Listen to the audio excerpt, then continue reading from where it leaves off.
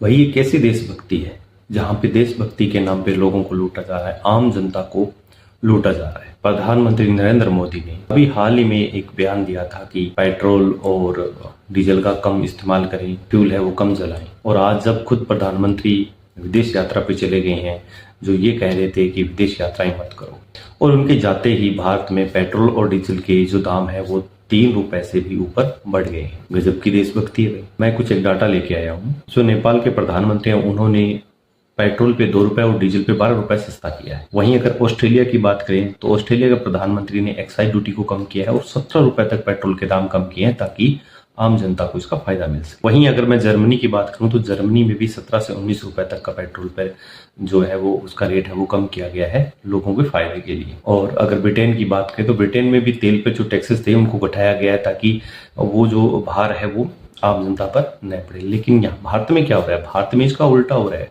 क्योंकि भारत के देशभक्त महान है, वो लोगों को लूटने में अपनी देशभक्ति मानते। प्रधानमंत्री नरेंद्र मोदी ने कहा कि सोना मत खरीदिए। मान लिया कि सोना नहीं खरीदे, लेकिन उन्होंने ये नहीं बताया कि जो कारीगर है सोने के, इनकी तकरीबन 80 लाख के करीब है वो संख्या बताई जा रही है, वो बेरोजगार हो गए, वो कहाँ जाएंगे? जो ज्वेलर लोग हैं वो कहाँ जाएंगे? उनका रोजगार खत्म हो गया, उनका बिजनेस खत्म हो गया। उनके लिए भी उनको पहले कोई उपयोग करना चाहिए, कोई उपाय करना चाहिए, तभी ये बातें करनी चाहिए। उन्होंने अपनी तरफ से हर एक बात लगा दी।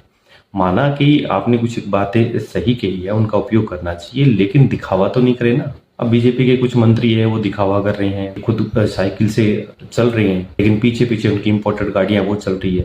फिर फायदा क्या हुआ? ऐसे दिखावे का फायदा क्या हुआ? या तो सारी की सारी पूरी जो उनकी फौज है वो सारी की सारी साइकिल पे आनी चाहिए। लेकिन दोस्तों, इसे देशभक्ति कहा गया है, क्योंकि हमारे देश में देशभक्तों की कमी नहीं है।